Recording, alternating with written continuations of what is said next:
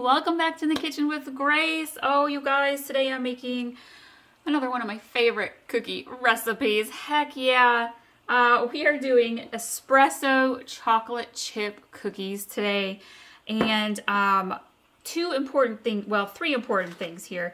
First of all, this is a recipe that you want to use actual espresso powder.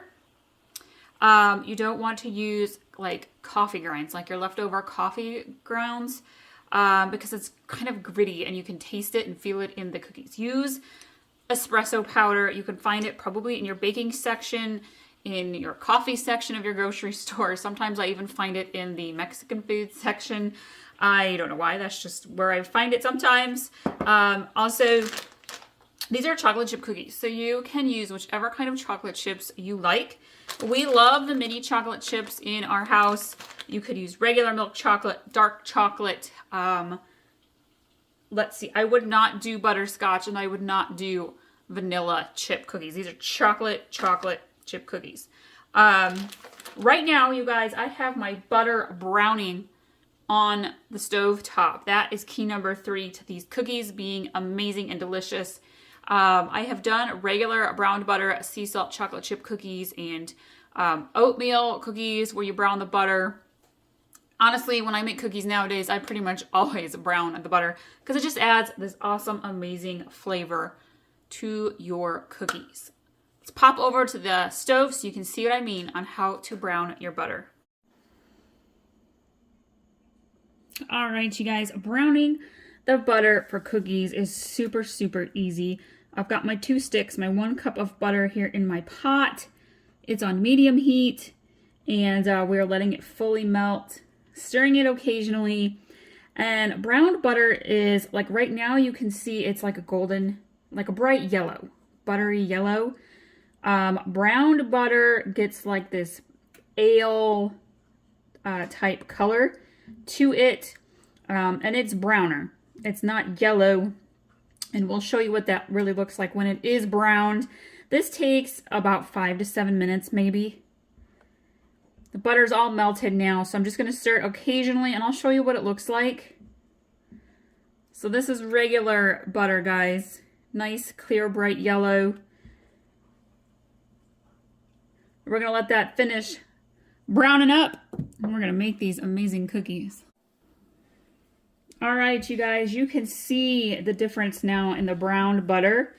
It's a deep golden ale color. Kind of looks like lager, a beer. It's a little foamy. That's because I'm using some good salted butter. But it's definitely browned. So my stove is off. I'm going to remove it from the heat. And we want this to cool down a fair amount before we add it into our sugars and start mixing together our cookies. Just like with pretty much all baking and cookie recipes, we want to mix our wet ingredients together and then add our dry ingredients into the wet ingredient bowl. So I'm going to start by measuring out my sugars. And again, you guys, I will put all of the ingredients and the directions in the description below for you. We are going to start with 1/2 cup of white sugar.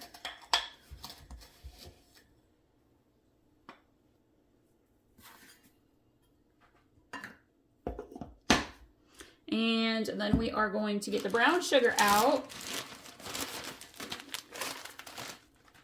And we're going to do about 3/4 cup or so of brown sugar.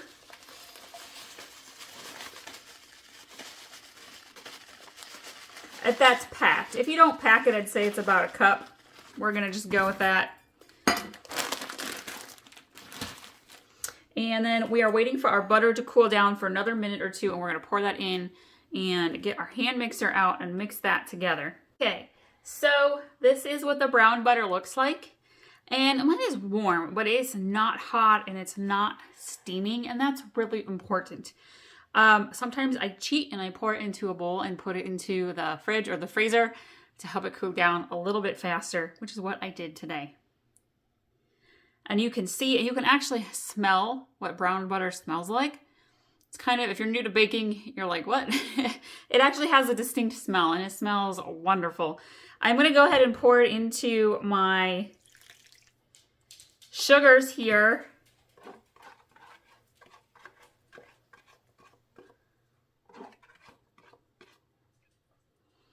And we are going to grab our mixer and we are going to mix this together.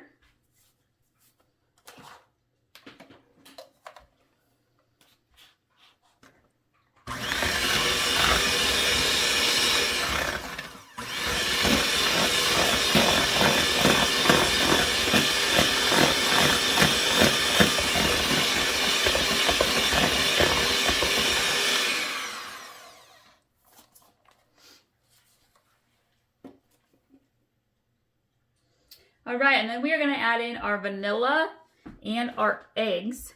And let's see, my vanilla is about out, so I'm going to have to get into a second one here. And we want 2 teaspoons of vanilla. Of course, you know me, friends, a little splash extra. Oh, that was exactly 1 teaspoon left in there. We did Lunch Lady peanut butter bars last week or the week before. Oh my gosh, they're so good. It makes so many. But they are delicious. All right, 1 more teaspoon. Little splash on the extra because I love vanilla. Right, let's get our eggs. Now, our eggs, we want 1 whole egg and then the yolk of a second egg, which is kind of a little different, but that's what we're going to do.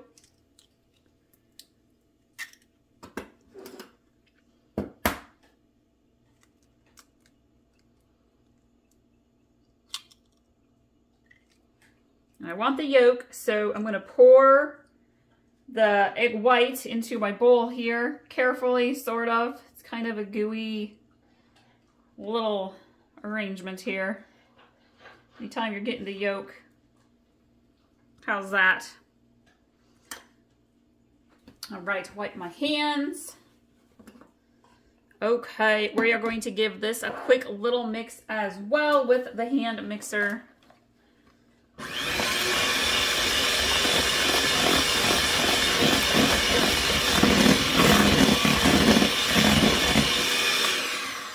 Okay, now we are going to add in our espresso powder, and you want 1 tablespoon. I like to do a heaping tablespoon, honestly.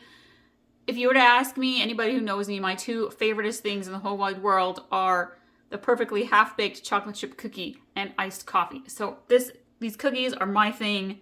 I love to add in just a little bit extra of the espresso powder. See, it's a little bit heaping. Perfectly fine. If you're a little unsure, stick with the 1 perfect tablespoon. Oh, it smells so good. Okay, we are going to add in our salt. 1 teaspoon of salt.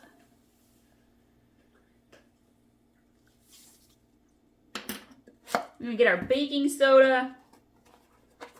We want 1 teaspoon of baking soda.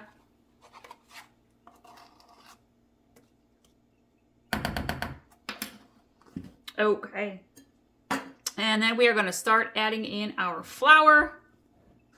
If you want to, you can go ahead and give this another quick mix with your spoon. Kind of work that salt and baking soda and espresso powder in. We are going to do 1 3/4 cup of flour.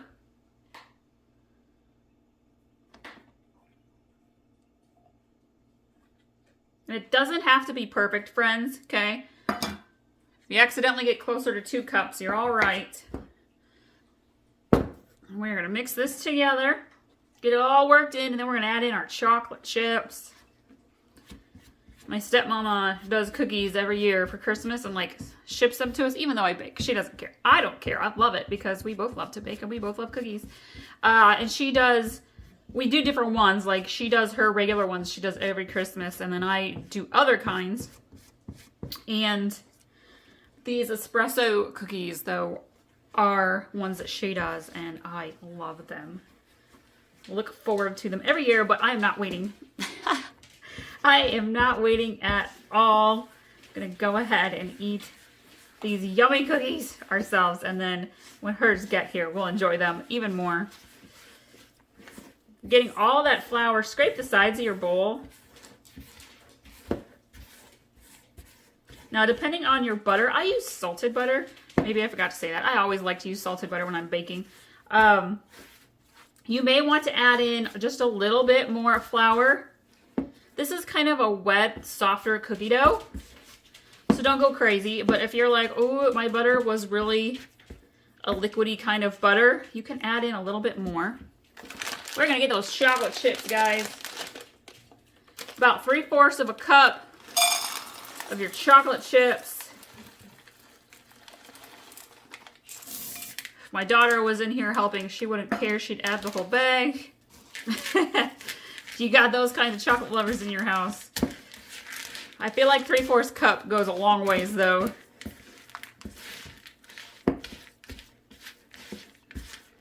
Get them all worked in. Oh yeah. All right, I'm gonna get my oven preheating to 350 degrees, guys. They're gonna bake for maybe 8 minutes or so. You don't wanna over bake chocolate chip cookies because you want them slightly underbaked because that's what makes them amazing. And we're gonna start scooping these onto our baking sheets. Got my baking sheets here, lined them with parchment paper. This is a recipe. If you want to, you could chill the dough for half an hour to an hour, but honestly, you don't have to. And I'm gonna use a little ice cream scooper to get kind of even amounts for my cookies.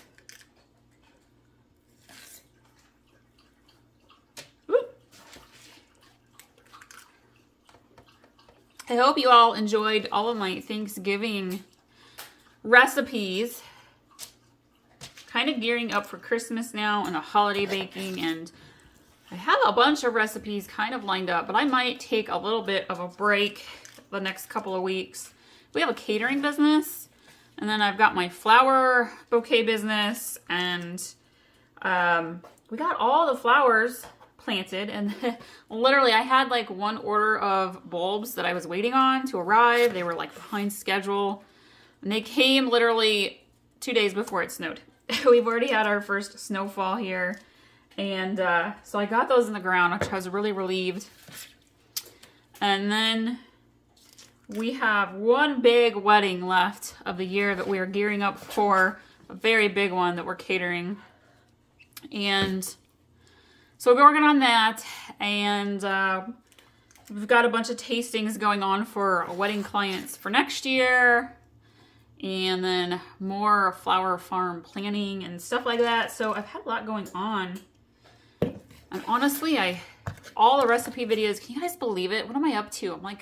I'm over 450 recipe videos, I think, on this channel, and I was like, I kind of just want to break a little bit. So we'll see. I have a bunch of cookie recipes and holiday recipes coming up, but I already have so many on our channel that I'm like, if you're looking for stuff for the holidays, I've got you covered. Anything from your like Christmas ham dinner, white chicken lasagna, soups, to your appetizers and your side dishes and your desserts. And it's like, well, you know what? I deserve a little bit of a break. So we'll see how things go here in the next couple of weeks. But if you're newer, be sure to go check out all of our other recipe videos, guys, and subscribe. We're also on Pinterest, Facebook, and Instagram. You know, I think I could have fit all of these cookies on one cookie sheet. They're kind of bigger cookies. It's okay. And what did I say? Facebook, Instagram, and Pinterest. You can find a link to each of our recipes in the description of our videos. And all of our recipes are pinned on Pinterest. So I love it because you can go and be like, ooh, I like this and I want to make this. Save it, come back to it later when you're working on your meal planning. We're going to pop these in the oven, again, 350 degrees, maybe 8 minutes, maybe 10. Every oven's a little different. You want them slightly underbaked. Before we pop them in, we're going to add sea salt, guys. This adds a ton of yum to these cookies. All right, let's go get them baking.